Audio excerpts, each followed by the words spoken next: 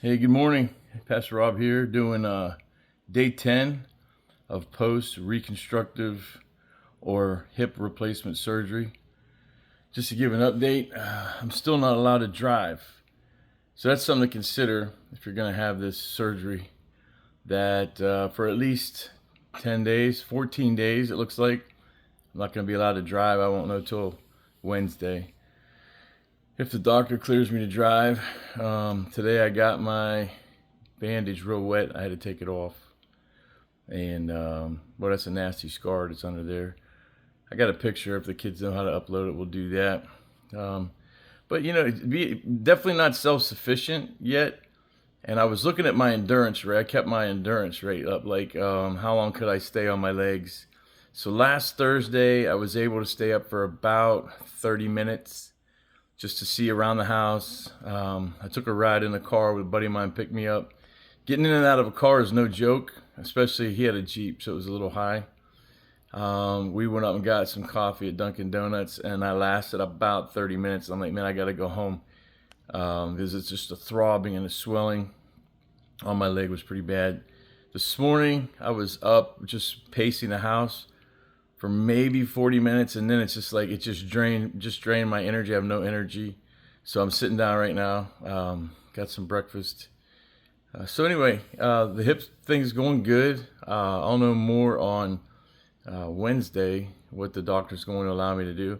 The pain I noticed is still the same. One of the things that happened, here's one. My left foot collapsed.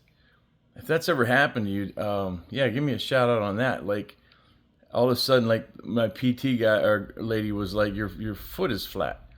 And I noticed it, but I didn't realize it was that bad. She said, no, it flattened out. So that's actually painful. So I didn't expect my foot to go flat. Maybe the nerves will reconnect or something, and that'll help. And maybe my foot will come back. But like I'm not dragging it, but it's flat. It's like I got a flat tire. Compliment. Well, at least I thought it was a compliment. My wife says, "I can't take my eyes off of you." I thought, man, that's one heck of a compliment. Thanks, babe. She goes, no, because you're going to do something to hurt yourself. So you're going to want to push it. It took me about 4 to 5 days to recover from going too far. My leg was so big for about 4 to 5 days that I'm glad the PT lady told me do things in moderation because guys like us, some of you are hard chargers out there. You're going to take off, want to do stuff, and it is possible. It is painful, but that night when I sat down from walking too far, my leg was huge and it was in bad pain. So I started then taking the ibuprofen for swelling. So I've taken no painkillers. So for me, and this is no medical advice, I did not need the painkillers.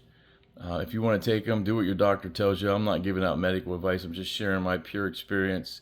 Never took the hydrocodone, never took anything that was considered what would be a painkiller or opiate. I've survived on muscle relaxers at night, one at night just to help me sleep.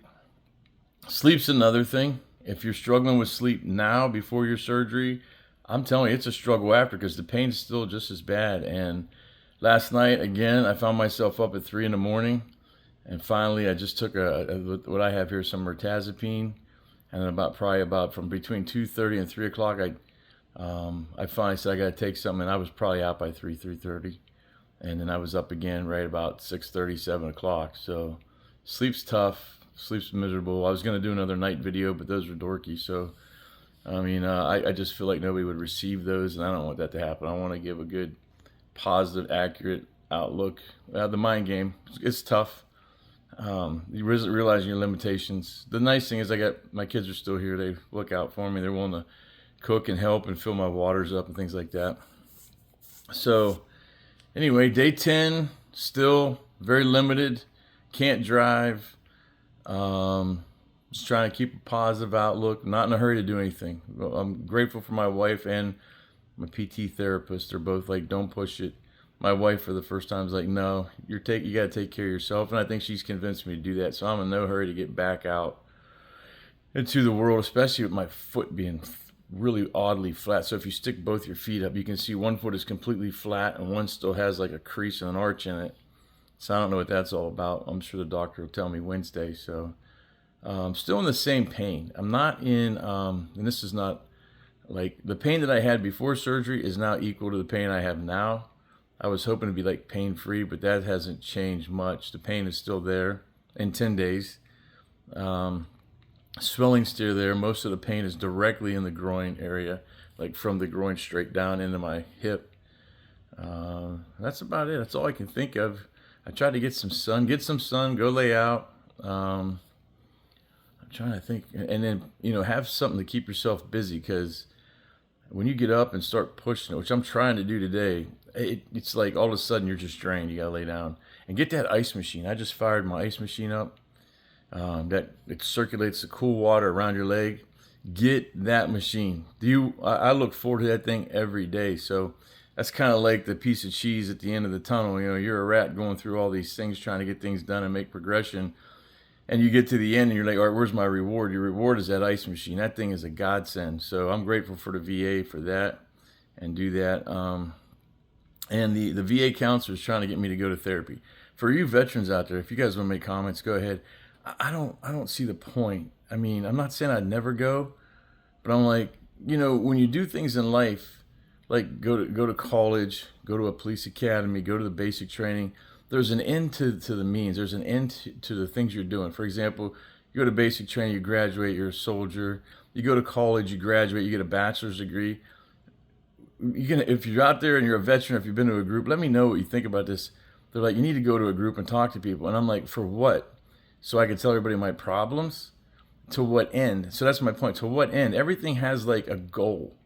So I'm going to go out and air my problems. They're already in my head. Why do I want to air them again? So then I got to hear them. And everybody I tell hears them once, but I hear them every time I'm telling the issues that I deal with. This is something I'm trying to do to encourage people. I'm like, why go to a group and tell war stories? You know what I mean? I don't get that. Maybe there's some benefit to that. I don't know. And I was never a door kicker or in, Afghanistan, Iraq. I do have some experiences, but yeah, I don't get that. I don't know. Help me think through that one. Yeah, there's a lot of things that happen in my career, almost 22 years. So, yeah. Anyway, I'm resisting that because I'm gonna, what are they gonna write down? What are people's perceptions gonna be? How's that gonna change? I don't see the point of going and airing my grievances so the whole world can hear them.